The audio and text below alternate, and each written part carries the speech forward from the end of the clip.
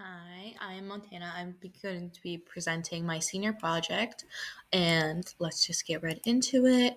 So, my research paper is on influencers' downfall in social media, and it's titled Canceled Yet Still Trending: Unraveling the Cycle of Influencer Downfall and Redemption in Social Media. And like I said, this is my senior project at Youngstown State University, presented by me, Montana Elliser, presented to Dr. Jeffrey Tyus, and whoever else watches this. Hello. Um, so getting right into it, my agenda, this is the stuff we'll be going over throughout my presentation. So Influencer 101, the power of influencer impact, understanding cancel culture, the cycle of cancel culture, the redemption of canceled influencers, my theoretical frameworks, implications and future considerations for future research, my conclusion, and my references.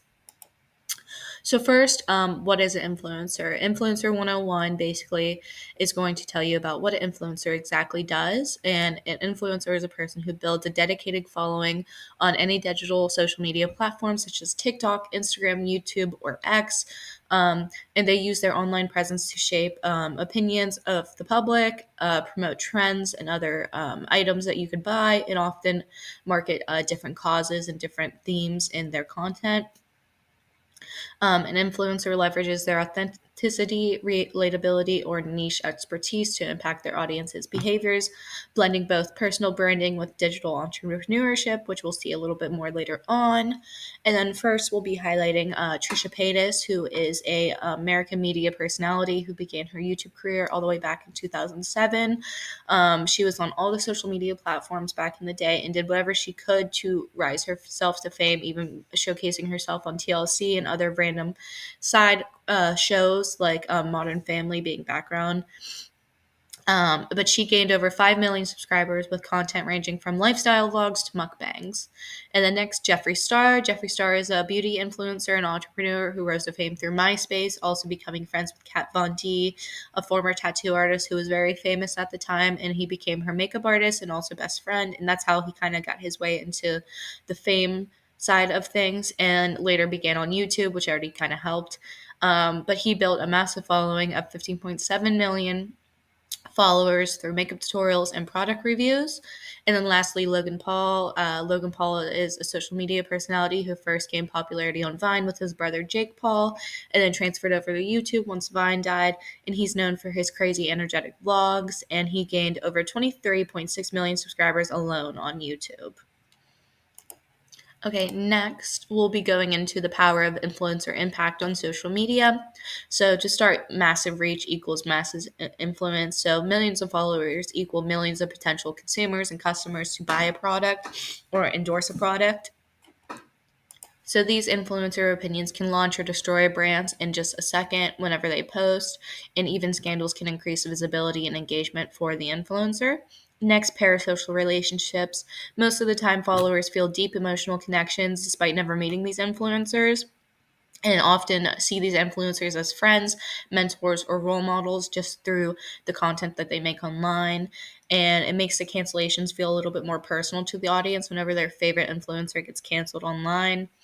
Next, brand partnerships and business advantages. Influencers like Jeffree Star and Logan Paul turned online fame into business empires.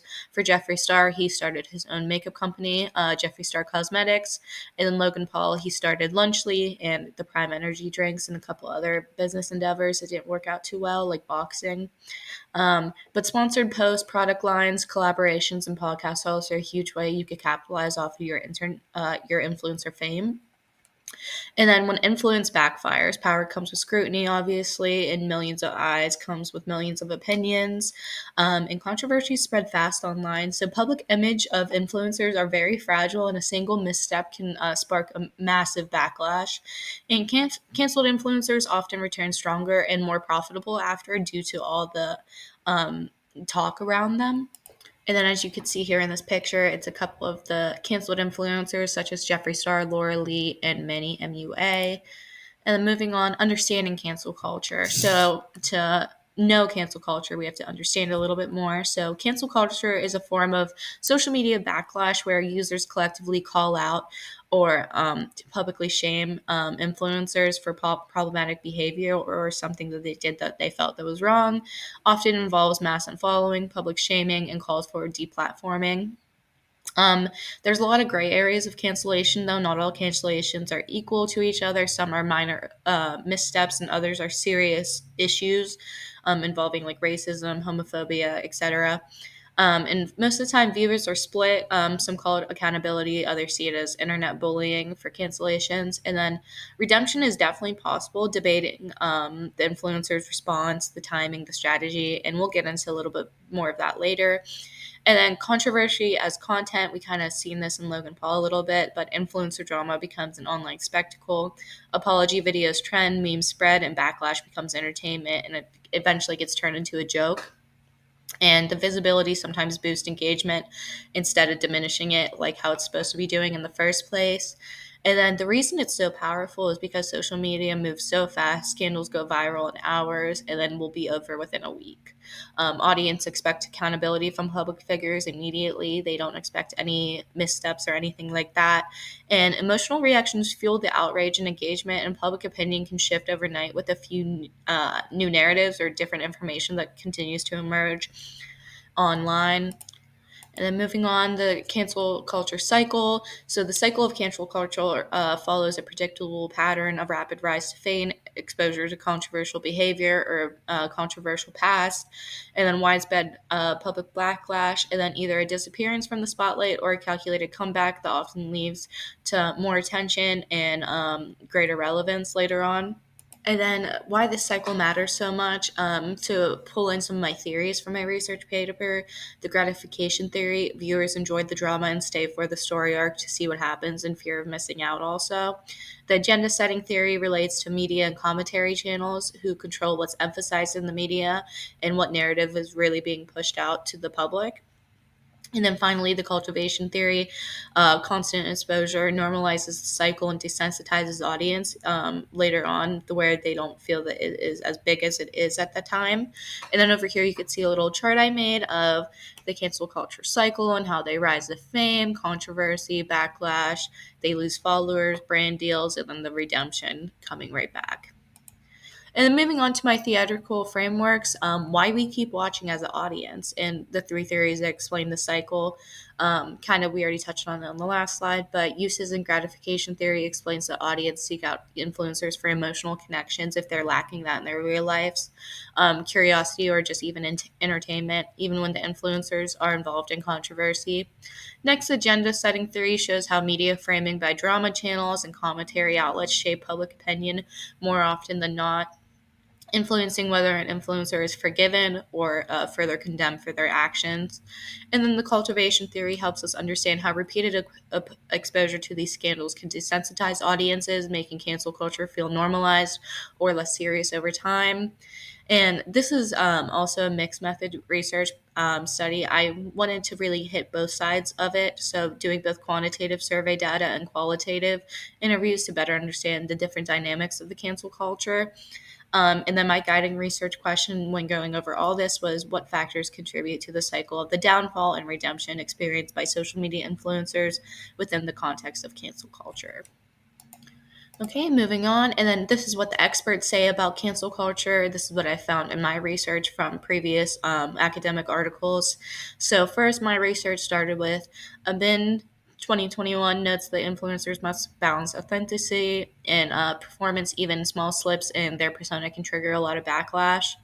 Next, Cunningham and Craig showed the platforms are built for snap judgments, making users quick to cancel influencers who break character or break the arc of what they think they are.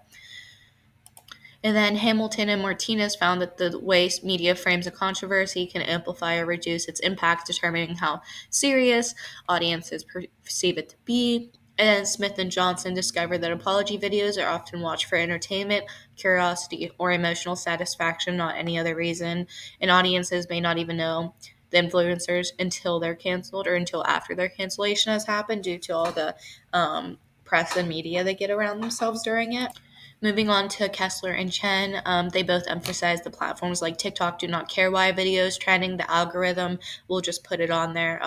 So that allows influencers to gain massive traction throughout their cancellation. And then Nguyen and Wang found that staged or monetized apology videos reduce audiences' trust and often prevent redemption.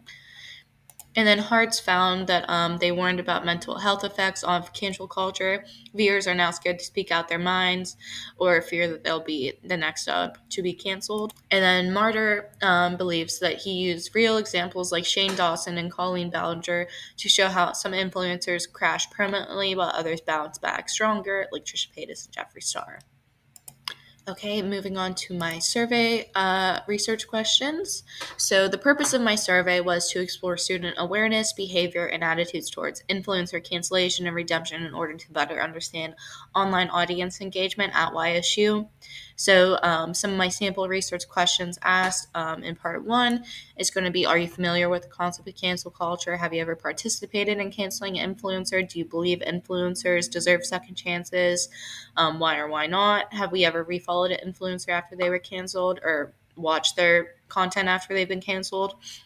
What factors continue support with a canceled influencer, whether it's entertainment value, apology, or a change in behavior? How much time do you spend on social media? What platform do you use the most? Just a whole bunch of basic questions about their social media use, just to try to understand a deeper level on their opinions on cancel culture. And then moving on, so my quantitative research findings. So, what the numbers say on student perspectives is I surveyed 12 YSU students aged 18 to 24 using Google Forms with questions focused on behavior, perception, and engagement with canceled influencers online. And 100% of students said they were familiar with cancel culture, and 66.7% said they had participated in canceling somebody online previously. 41.7% believe cancel culture is an effective form of accountability, while others said it was overused and depended on the context of the cancellation. And then 50% of respondents admitted to following a canceled influencer after their scandal. Some of the top names included Trisha, Jeffree, and Shane. And then the most common reasons for refollowing the influencer changed their behavior was 66.7%. They were entertaining with 41.7%, or their apology felt genuine at 33.3%. And then when asked about trust in apology videos, 83.3% said they did trust some, but only when paired with sincere actions and consistency. And then 91% said owning up to mistakes without making excuses is key to a successful apology video. And 83.3% said the behavior over time matters more than a single statement they put out. And then again, 83.3% also reported feeling very desensitized to cancel culture, aligning perfectly with the cultivation theory's idea of emotional numbness after repeated exposure to the same thing. And then moving on, I just put in my research findings in my graphs just to show you what my questions were and what exactly the answers that I were given back were in little graphs. So if you want to look at those further, we could pause and then come back to those. So that's part one. Then here is part two of my questions. And then here is my qualitative survey research part three. And then I even added a little link to my Google Forms survey if anybody wanted to go and see how I formatted that after. And then moving on, my qualitative interview insights. So I interviewed two YSU students, Marissa, who's 23, and then Robert, who's 24. And beyond the stats, student opinions. So I conducted two Zoom interviews with YSU students. I just wanted to get a little bit more emotional insight to my data. And then Robert shared that he keeps up with influencer scandals passively and values accountability, especially in serious cases like racism, he says. He felt that Logan Paul demonstrated a lot of growth over time and emphasized that redemption should involve consistency and long-term change. Whereas Marissa was more involved with pop culture and followed a little bit more closely than Robert and admitted that cancel culture has lost its meaning. She described it as more entertainment than accountability nowadays. And she also noted in our interview how she would like to see that change in the future. But she definitely continued following influencers like Jeffree Star and Trisha Paytas, but drew a line when apologies felt insincere or excuses were made for canceled influencers. Both Robert and Marissa agreed that public apologies are often too performative and they're only doing it just to say that they did it. Robert called them a double edged sword, and Marissa emphasized that the tone and timing made a huge difference in the video and how well it did. And they both expressed that the media plays a major role in how scandals are received, but sometimes canceled influencers just build a new audience who don't know or care about their past to really cancel them again, you know? So, moving on to my conclusion, the complicated cycle of cancellations. It's very complicated, very long, and different for every single influencer. And no cancellation is the same. They could be similar, but they all have different reasons and different outcomes. So, the study explored how influencers fall, rise, and sometimes return even stronger after the cancellation or disappear forever. Through the lens of uses and gratifications, agenda setting, and cultivation theories, I analyze how audiences engage with canceled influencers and what motivates their decisions online. The results of my research show the audience behavior is complicated, but it's shaped by emotions, values, curiosity, entertainment, and media framing, which is all dependent on the person watching and the consumer. And then, while some viewers disengage entirely over a cancellation, others continue to support influencers they feel have grown or were unfairly targeted by the media. And cancel culture is rapidly evolving today. It's less about justice and more about clout, clicks, and attention, and if they would be able to survive the cancellation after. And it's kind of been turned into an online joke. And then my final thoughts are, as long as audiences are willing to re-engage in re-platform people who have had past controversial content, the cycle of downfall and redemption will likely continue. It's never going to stop if we don't really see this as like a serious issue and like take it as what it started to be in the first place, which is canceling influencers who simply do not deserve it or have acted out in heinous ways. And then in future studies, I would like to see more participants from different age groups. At YSU, we only really have one age demographic, so it'd be different to see different age demographics. And then geographic regions, racial and ethical backgrounds, and educational levels to understand how cancel culture impacts a wider range of social media users, not just college age students. And then finally, here are my references for all of my research paper, and I hope you guys enjoyed it and learned a little bit more about cancel culture and the cycle of cancel culture. So thank you. Bye bye.